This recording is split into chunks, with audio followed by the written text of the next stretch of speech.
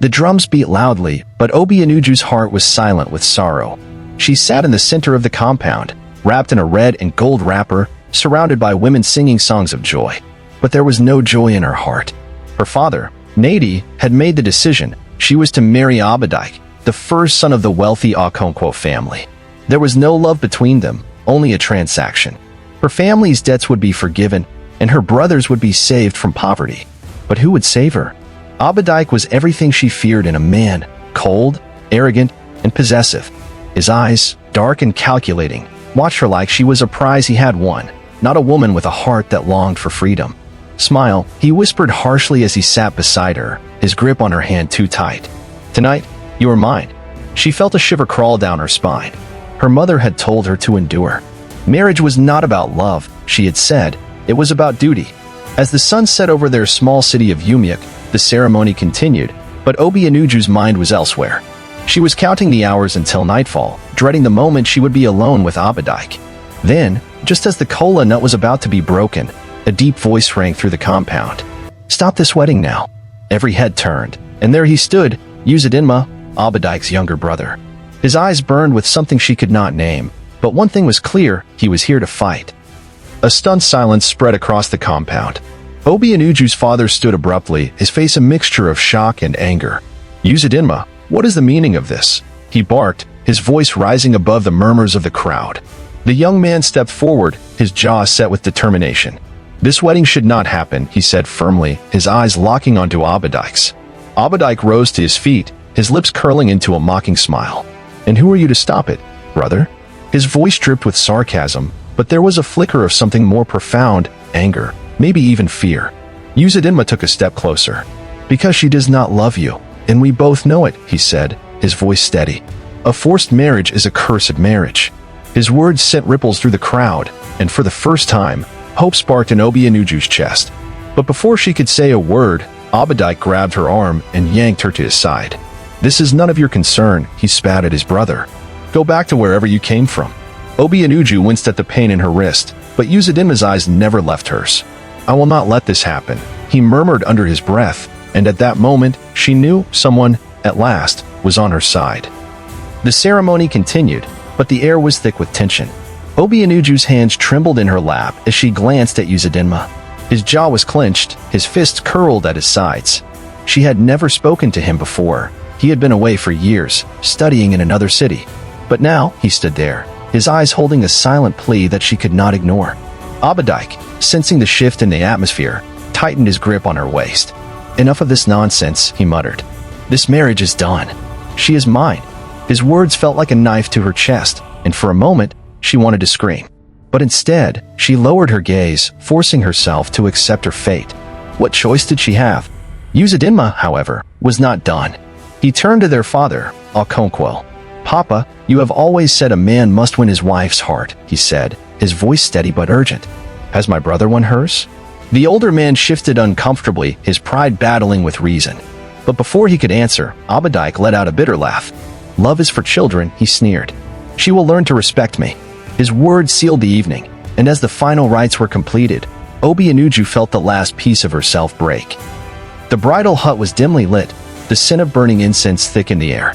Obianuju sat stiffly on the edge of the bed, her heart pounding in her chest.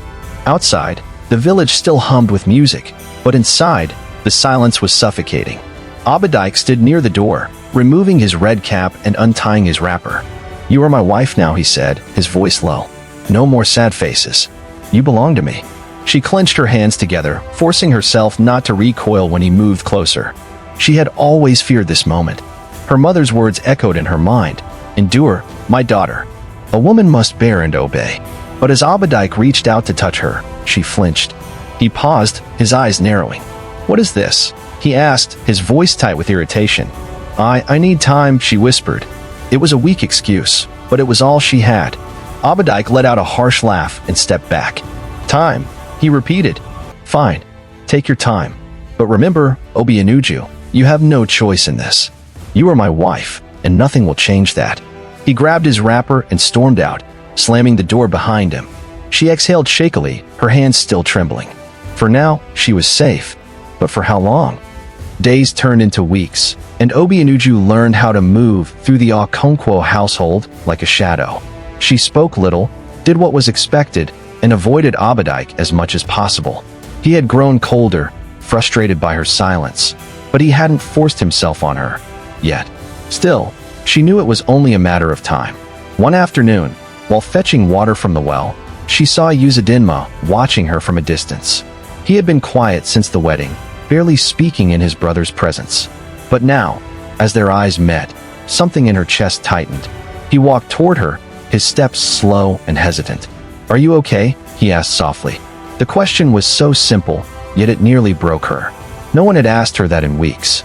She swallowed the lump in her throat and nodded. "I am fine." But he didn't believe her. He looked at her for a long moment before whispering, "You don't have to lie." Then, just as quickly as he had come, he walked away, leaving her with a feeling she hadn't known in a long time: hope.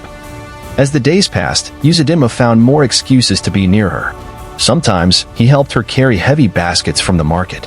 Other times, he sat outside while she cooked, asking about her life before the marriage. They never spoke of Abadike, but it hung between them like an unspoken truth. One evening, as she prepared yam pottage, he leaned closer and whispered, "If you had a choice, would you have married him?" The question made her freeze. Her hands tightened around the wooden spoon, her heart racing. She turned to face him, her lips parting slightly, but before she could answer, a sharp voice cut through the air. "What are you two whispering about?" Abadike stood at the entrance, his arms crossed, his gaze burning with suspicion. Obianuju quickly stepped away, lowering her eyes. Uzodinma, however, didn't flinch. "Nothing important," he said smoothly, but Abadike wasn't fooled. He walked toward them slowly, his presence suffocating. "You seem very interested in my wife, brother," he said coldly. "Maybe a little too interested." Abadike's words hung in the air like the heavy clouds before a storm. His eyes darted between Obianuju and Uzodinma, dark with suspicion. Obianuju's heart pounded in her chest as she quickly turned back to the pot of yam pottage, pretending to stir. Uzodinma, however, did not look away. "I was only asking about her well-being," he said, his voice calm but firm. Abadike let out a slow, humorless chuckle. "Her well-being?" He stepped closer, his gaze locked onto his younger brother.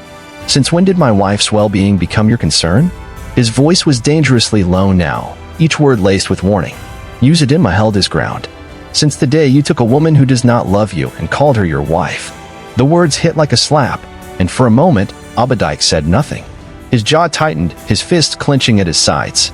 Then, without another word, he turned on his heel and stormed out of the kitchen. Obianuju let out a breath she hadn't realized she was holding. But deep inside, she knew this was far from over. That night, Obianuju lay awake on the mat, staring at the ceiling. The small oil lamp flickered beside her, casting long shadows across the walls. Abadike had barely spoken to her since the kitchen incident, but she knew his silence was more dangerous than his words. He was watching. He was waiting. Her thoughts drifted to Uzodinma. She had spent so many days in this house feeling trapped, but his presence was like air in a room with no windows. He made her feel seen. She turned onto her side, guilt creeping into her chest. She was a married woman, his brother's wife. Whatever was growing between them was dangerous. Wrong. But was it wrong to feel safe with him? Was it wrong to wish, even for a second, that it had been him instead of Abadike? She shut her eyes tightly, forcing the thoughts away. She could not afford to dream. Not in this house. Umiak's biggest festival, Ifeoku, was approaching. It was a night of bonfires, music, and dance, one night when people could cast away their worries and celebrate. Obianuju had no desire to celebrate, but tradition demanded that all married women attend with their husbands. Abadike was unusually silent as they walked into the village square together. He held her hand too tightly, his fingers pressing into her skin like a warning. The festival drums were loud, the firelight casting golden glows across dancing bodies. But even among the crowd, Obianuju felt alone. Then she saw Uzodinma. He was standing near the palm wine stand, his eyes finding hers instantly. Something inside her stirred, something she wasn't ready to name. He gave her the smallest nod, a silent message. "I see you. You are not alone." For the first time in a long while, she felt a warmth that had nothing to do with the fire. As the festival continued, the women were called to the center for the Udu dance, a dance of celebration and renewal. Obianuju tried to refuse, but the other women pulled her in, laughing. She moved stiffly at first, her body heavy with sadness. But then, Her eyes found Uzadinma's again. He was watching her, not in the possessive way Abadike did, but in a way that made her feel alive. She danced, not for Abadike, not for the crowd, but for herself. The rhythm took over, her feet moving with a freedom she had forgotten she had. Laughter bubbled in her chest, surprising even her. And then, for a single, dangerous moment, Uzadinma smiled at her. But the moment was short-lived. Abadike's hand clamped around her wrist, pulling her roughly out of the circle. The music and laughter faded as he dragged her through the crowd, his grip like iron. He said nothing until they were alone behind one of the huts. Then, he turned on her, his eyes burning with rage. "What game are you playing, Obianuju?" She opened her mouth to speak, but before she could, he raised a hand. Not to hit her, no, not yet. But the threat was there, hanging between them like an unspoken promise. "You are my wife," he hissed, "and you will act like it." For the first time, Obianuju felt something more substantial than fear. She felt anger, and she knew, from this night forward, things would never be the same.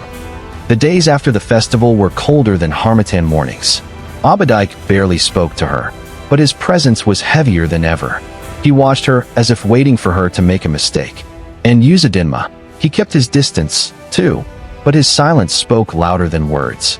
One afternoon, as she pounded yam outside, she felt a shadow fall over her. She looked up to see Uzadinma standing there. "You should be careful," he murmured. She wiped her forehead with the back of her hand. "Careful of what?" "Careful of how you look at me." The words sent a shiver down her spine. He wasn't warning her, he was warning himself. That night, Obianuju could not sleep. She knew she couldn't continue like this.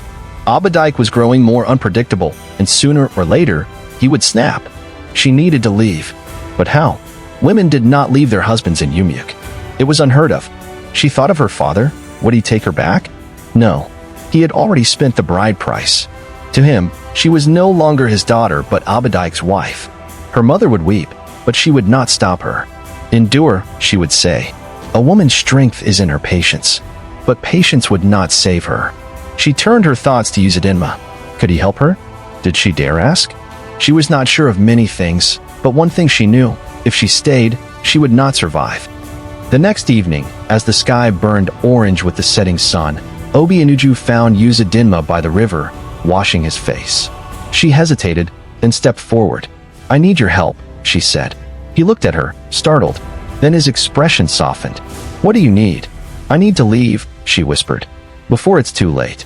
Uzadinma exhaled, running a hand through his hair. "Do you know what you're asking me?" "Yes," she said firmly. "I know the risks." He studied her for a long moment. Then, finally, he nodded. "Then we must be careful." For days, they whispered in the shadows, their stolen moments filled with hurried plans. Uzadinma knew of a traitor heading to Nsuka at dawn in 3 days. If Obianuju could slip away before the cock crowed, she could hide in the traitor's cart and be far from Umyuk before anyone noticed. But they both knew one thing: Abadike was watching. He was not a man to be outsmarted easily. The nights became heavier with tension, his glare sharper. Obianuju barely spoke in his presence, fearing that one wrong move would expose her plan. Then, on the second night before the escape, something happened that nearly ruined everything. As she prepared to sleep, Abadike sat beside her on the mat, his eyes dark and unreadable. "You've been different," he said, his fingers brushing her arm. "You're planning something." Her breath hitched. "No, my husband. I am only tired." He studied her face for a long moment, then chuckled. But there was no humor in it. "We shall see," he muttered before rolling onto his side. Obianuju stared at the ceiling, her heart pounding. Time was running out. The night before her escape, she crept to the backyard where Uzadinma waited. "Everything is set," he whispered. "At dawn, you must go straight to the trader's cart. Do not look back." She nodded, her heart pounding with fear and hope. But just as they turned to leave, a voice cut through the darkness. Well? Isn't this interesting?" Abadike stood there, arms crossed, a slow, wicked smile spreading across his face. "My brother and my wife, plotting behind my back." Obianuju's breath caught in her throat. Uzadinma stepped in front of her, his stance protective. "She does not belong to you, Abadike," he said firmly. Abadike's smile vanished. In an instant, he lunged at Uzadinma, his fist colliding with his brother's jaw. Uzadinma stumbled back but did not fall. He wiped the blood from his lip and charged forward, tackling Abadike to the ground. Obi and Uju's screams filled the night as the two brothers fought like wild animals, fists flying, blood staining the earth. The commotion drew the attention of the household. Their father, Okonkwo, stormed out, his voice booming. Enough. Breathing heavily, Abadike stood, wiping his bleeding nose. This woman is my wife, he spat. And my brother dares to steal her from me? Okonkwo turned to Obi and Uju. Is this true? She swallowed hard, her body trembling. She could lie. She could say nothing. But she had spent too long being silent. Yes, she said, her voice steady. I never loved him. I was forced into this marriage. A heavy silence fell. Abadike's face twisted in fury. Then you will both suffer. By morning, the entire village knew. Women whispered behind their palms, and men shook their heads in disapproval. A wife wanting to leave her husband was unheard of, but wanting to leave him for his brother? That was an abomination. The elders gathered in the square to decide Obi and Uju's fate. Okonkwo, ashamed, refused to speak for her. Abadike, still seething, demanded punishment. She has brought disgrace upon me, he growled. She must pay. One of the elders, an older man named Mwakaib, sighed deeply. In our land, a woman cannot leave her husband unless he releases her. He turned to Abadike. Do you release her? Abadike's eyes burned with hatred as he looked at Obi and Uju. Never. A cruel smile played on his lips. She will stay in my house. She will suffer. Obi and Uju's heart sank. She had risked everything, and yet she was still trapped. That night, as she sat in the cold hut, Obi and Uju felt something inside her shift. For years, she had been told to endure, to be silent, to obey. But she was done being a prisoner in a life she never chose. Uzodinma had been badly beaten, but he was alive. Before he was dragged away from the elders' meeting, he had managed to whisper one last thing to her. This is not over. She closed her eyes, gripping the edge of her wrapper. No, it was not over. If the village would not free her, she would free herself. And she knew precisely how. The next morning, Obi and Uju went about her duties as usual. She cooked Abadike's food, cleaned his hut, and remained silent. But inside, she was a storm waiting to break. She had overheard the elders talking. Abadike was planning to send Uzodinma away, far away, somewhere he could never return. She refused to let that happen. That night, she prepared his meal carefully. A little too carefully. She added a small, secret ingredient, a leaf known in the village for its ability to make a man weak for days. Not enough to kill, just sufficient to humble. Abadike ate greedily, never suspecting. Within an hour, he clutched his stomach, his face twisting in pain. He fell to the floor, groaning. Obi and Uju, what have you done? She knelt beside him, her voice calm. I have done nothing, my husband. Perhaps your wickedness is eating you from the inside. For the first time, Abadike looked at her with fear. As Abadike lay weak, Obi and Uju took her chance. She ran to Uzodinma's hut, shaking him awake. Now, she whispered, we leave now. Uzodinma, still weak from his injuries, nodded. They moved quickly, avoiding the village guards. By the time the sun rose, they were far from Umiak, their feet hitting the dusty road toward Nsukka. For the first time in years, Obi and Uju felt something she had only dreamed of: freedom. In Nsukka, Uzodinma and Obi and Uju started anew. The past still haunted them, but they found comfort in each other. One evening, as they sat outside their small hut, Uzodinma turned to her. Are you happy? She thought about everything, the pain, the suffering, the betrayal. And then she thought about the man beside her, the one who had risked everything for her. Yes, she whispered. For the first time, I am thrilled. Uzodinma took her hand, squeezing it gently. As the stars blinked above them, Obi and Uju knew this was where she was meant to be. Finally, she was free.